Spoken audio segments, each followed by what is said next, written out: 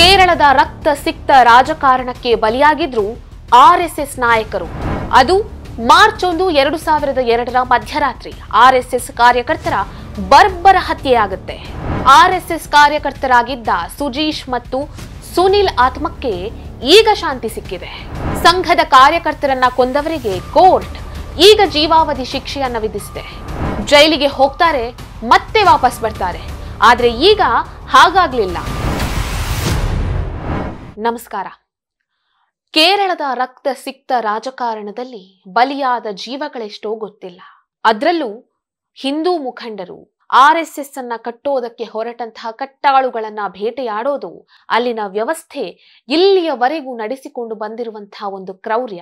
ಇವರ ಈ ಕ್ರೌರ್ಯಕ್ಕೆ ಸುಜೀಶ್ ಮತ್ತು ಸುನೀಲ್ ಅನ್ನುವಂತಹ ಇಬ್ರು ಯುವಕರು ಬಲಿಯಾಗಿದ್ರು. ಆ ಇಬ್ಬರು ಯುವಕರ ಆತ್ಮಕ್ಕೆ ಇವತ್ತು ಶಾಂತಿ ಸಿಕ್ಕಿದೆ. ಅವರಿಬ್ಬರನ್ನು ಕೊಂದಿರುವಂತಹ ಪಾಪಿಗಳಿಗೆ ಕೋರ್ಟ್ ಜೀವಾವಧಿ ಶಿಕ್ಷೆಯನ್ನ ವಿಧಿಸಿದೆ.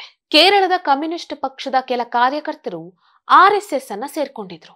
ಅದು ಮಾರ್ಚ್ 1, 2002ರ ಮಧ್ಯರಾತ್ರಿ. ಆರ್ಎಸ್ಎಸ್ನ ಕೆಲ ಕಾರ್ಯಕರ್ತರು ಬೇಲೂರು ನದಿಯ ಹತ್ರ ಇರುವಂತಹ ಶೆಡ್ನಲ್ಲಿ ಮಲಗಿದ್ರು. ಕಮ್ಯುನಿಸ್ಟ್ ಪಕ್ಷದ ಕೆಲ ಕಾರ್ಯಕರ್ತರು ಆರ್ಎಸ್ಎಸ್ ಅನ್ನ ಸೇರ್ಕೊಂಡ್ರು ಅನ್ನುವಂತಹ ದ್ವೇಷದಿಂದಾನೋ ಏನೋ ಗೊತ್ತಿಲ್ಲ. ಈ ಕಮ್ಯುನಿಸ್ಟ್ ಪಕ್ಷದ ಇನ್ನುಳಿದ ಸದಸ್ಯರು ಶೆಡ್ನಲ್ಲಿ ರಾತ್ರಿ ಮಲಗಿದ್ದಂತಹ ಆರ್ಎಸ್ಎಸ್ನ ಕಾರ್ಯಕರ್ತರ ಮೇಲೆ ಹಲ್ಲೆಯನ್ನ ನಡೆಸಿದ್ರು. ಸುಜೀಶ್ ಮತ್ತು ಸುನೀಲ್ ಅನ್ನುವಂತಹ ಇಬ್ರು ಯುವಕರನ್ನ ಬರ್ಬರವಾಗಿ ಹತ್ಯೆ ಮಾಡಿದ್ರು. ಕೊಡಲಿಯಿಂದ, ಕತ್ತಿಯಿಂದ ಅವರ ಮೇಲೆ ಹಲ್ಲೆಯನ್ನ ನಡೆಸಿದ್ರು. ನಂತರ 2006ರಲ್ಲಿ ಕಮ್ಯುನಿಸ್ಟ್ ಪಕ್ಷದ 14 ಸದಸ್ಯರನ್ನ ಅಪರಾಧಿಗಳು ಅಂತ ಹೇಳಿ ಕೋರ್ಟ್ ಘೋಷಣೆ ಮಾಡಿತ್ತು. ನಂತರ ಅವರಿಗೆ ಜೀವಾವಧಿ ಶಿಕ್ಷೆಯನ್ನು ವಿಧಿಸಿತ್ತು. ಇದಾದ ನಂತರ 2011ರಲ್ಲಿ ಕೇರಳದ ಉಚ್ಚ ನ್ಯಾಯಾಲಯ ಈ 14 ಅಪರಾಧಿಗಳ ಪೈಕಿ 5 ಜನರ ಅಪರಾಧವನ್ನ ದೃಢೀಕರಿಸುತ್ತೆ. ಉಳಿದ 8 ಜನರನ್ನ ಖುಲಾಸೆಗೊಳಿಸುತ್ತೆ. ಈ 5 ಅಪರಾಧಿಗಳ ಪೈಕಿ ಒಬ್ಬ ಸತ್ತು ಹೋಗಿರ್ತಾನೆ. ಈಗ ಉಳಿದಿರುವಂತಹ 4 ಅಪರಾಧಿಗಳಿದ್ದಾರಲ್ಲ, ಅವರಿಗೆ ಸುಪ್ರೀಂ ಕೋರ್ಟ್ ಜೀವಾವಧಿ ಶಿಕ್ಷೆಯನ್ನ ವಿಧಿಸಿದೆ.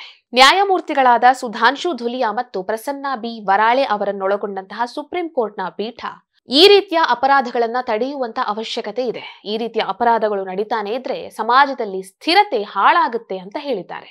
ಈ ಹಿಂದೆ ಕೇರಳದ ಪಾಲಕ್ಕಾಡ್ನಲ್ಲಿ ಎ ಶ್ರೀನಿವಾಸನ್ ಅನ್ನುವಂಥ ಆರ್ಎಸ್ಎಸ್ನ ಮುಖಂಡರೊಬ್ಬರ ಹತ್ಯೆಯಾಗುತ್ತೆ. ಅವರನ್ನ ಹತ್ಯೆ ಮಾಡಿದಂತಹ ಆರೋಪದಡಿಯಲ್ಲಿ ಜೈಲು ಪಾಲಾಗಿದ್ದ ನಿಷೇಧಿತ ಪಿಎಫ್ಐನ 17 ಸದಸ್ಯರಿಗೆ ಕೇರಳದ ಹೈಕೋರ್ಟ್ ಬೇಲ್ ಅನ್ನ ನೀಡಿದೆ. 2005ರಲ್ಲಿ ಕೇರಳದ ಆರ್ಎಸ್ಎಸ್ ನಾಯಕ ಅಶ್ವಿನಿ ಕುಮಾರ್ ಅವರ ಹತ್ಯೆಯಾಗುತ್ತೆ. ಇವರನ್ನ ಹತ್ಯೆ ಮಾಡಿದ ಆರೋಪದಡಿಯಲ್ಲಿ ಜೈಲು ಪಾಲಾಗಿದ್ದ ನಿಷೇಧಿತ ಪಿಎಫ್ಐನ 13 ಜನ ಸದಸ್ಯರನ್ನ ಕೋರ್ಟ್ ಖುಲಾಸೆಗೊಳಿಸುತ್ತೆ. ಹೀಗೆ ಕೊಲೆ ಮಾಡಿ ಜೈಲು ಪಾಲಾಗ್ತಾರೆ, ಮತ್ತೆ ಕೆಲ ದಿನ ಬಿಟ್ಟು ವಾಪಸ್ ಬರ್ತಾರೆ.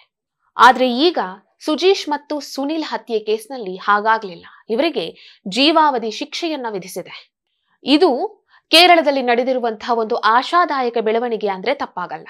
ಈ ವಿಡಿಯೋ ನಿಮ್ಗೆ ಇಷ್ಟ ಆಗಿದ್ದಲ್ಲಿ ಲೈಕ್ ಮಾಡಿ, ಶೇರ್ ಮಾಡಿ, ಕಮೆಂಟ್ ಮಾಡಿ. ನೀವಿನ್ನೂ ನಮ್ಮ ಚಾನೆಲ್ ಅನ್ನ ಸಬ್ಸ್ಕ್ರೈಬ್ ಮಾಡಿಲ್ಲ ಅಂದ್ರೆ ದಯವಿಟ್ಟು ಸಬ್ಸ್ಕ್ರೈಬ್ ಮಾಡಿ. ಹೆಚ್ಚಿನ ಮಾಹಿತಿಗಾಗಿ ಪಕ್ಕದಲ್ಲೇ ಇರುವಂತಹ ಬೆಲ್ ಐಕನ್ ಅನ್ನ ಪ್ರೆಸ್ ಮಾಡಿ.